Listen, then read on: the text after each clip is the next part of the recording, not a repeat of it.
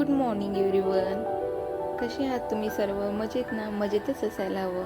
मी मोहिनी तुमच्या सर्वांचं स्वागत करते आपल्या यूट्यूब चॅनलवरती. आज तब्बल 8 दिवसानंतर आमच्या तिकडे ऊन बघायला भेटते. 8 दिवस एवढा पाऊस सुरू होता ना की बस, ऊन पण बिलकुल नव्हतं. झोपला इकडे. चलो कर तू. Good morning. चलो उठो. Good morning. चलो. स्कूलला सुट्टी तर मस्त निवांत झोपायचं चालतं त्याचं ना. तर तू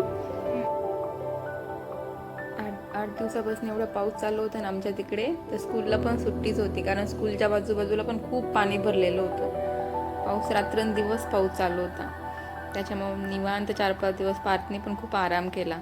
आता उद्यापासून स्कूल स्टार्ट होईल, त्याचं डेलीचं रुटीन चालू होऊन जाईल त्याचं पण. आज निवांत थोडंसं मन रिलॅक्स म्हटलं, झोपू द्यावं त्याला पण, सुट्टी आहे तर. मॉर्निंगलाच हसबंड ऑफिसला गेले, त्यांचा टिफिन वगैरे बनवून दिला.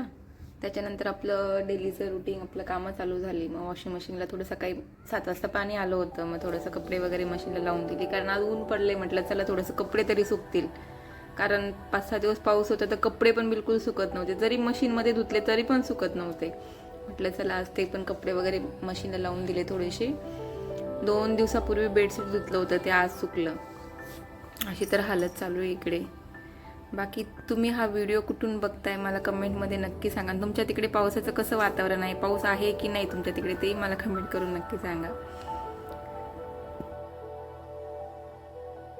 सकाळी सकाळी घरातली सर्व कामं करून घेतली ना, आपल्याला पण कसं फ्रेश निवांत वाटतं, रिलॅक्स. जोपर्यंत घरातली कामं कंप्लीट होत नाही तोपर्यंत आपल्यालाही निवांत असं वाटत नाही. आणि आता तर इकडे पाऊस चालू असल्यामुळे स्कूलला पण सुट्टी, मी तुम्हाला बोलली तर स्कूलला सुट्टी असल्यामुळे ते पण रुटीन एकदम असं चेंज होऊन जातं.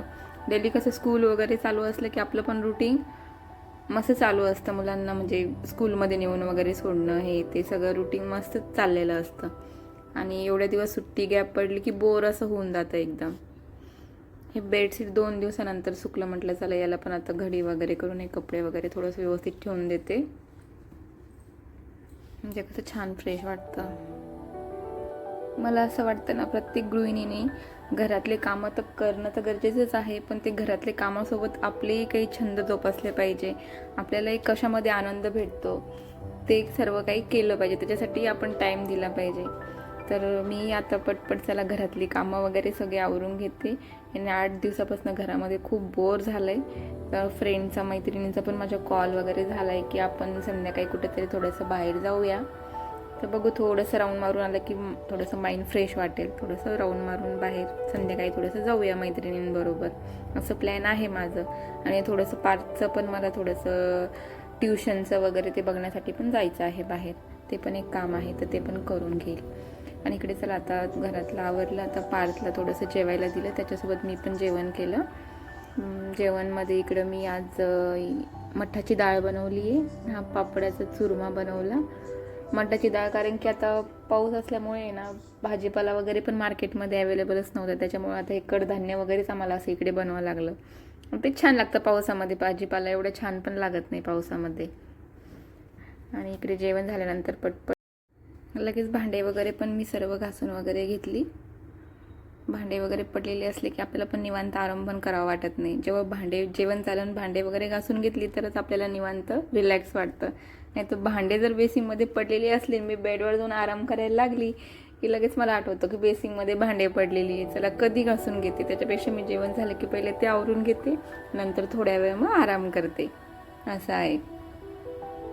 झाले आता इकडे माझे भांडे वगैरे पण घासून लगेच, नंतर थोड्या वेळ मग आराम वगैरे करून 4 वाजता जाऊया.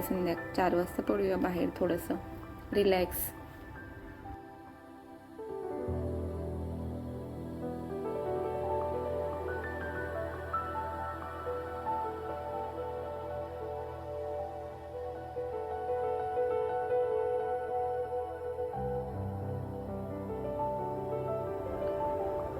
बाहेर जाण्यासाठी इकडे पार्थ आणि मस्त आम्ही दोघंजण रेडी झालो आहेत.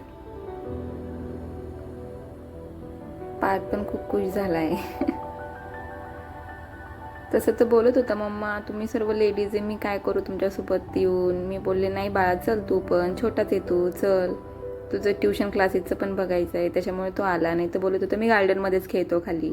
त्याला पण मी जबरदस्ती घेऊन आली, म्हटलं तो पण थोडंसं काही खाईल. आमच्या इथे जवळ देसी चाय ठेका म्हणून आहे, तिथे हा मस्त मटकावाला डोसा भेटतो. त्याच्यामध्ये पनीरची भाजी पण असते ग्रेव्हीवाली, सुंदर असतो खायला, टेस्टी. कधी ट्राय करा, तुमच्या तिकडे जर देसी चाय ठेका असेल तर तिथे तुम्ही नक्की ट्राय करा. आणि बाकी तुम्हाला माझा ब्लॉग कसा आवडला हे मला कमेंट करून नक्की सांगा, मी वाट बघेल.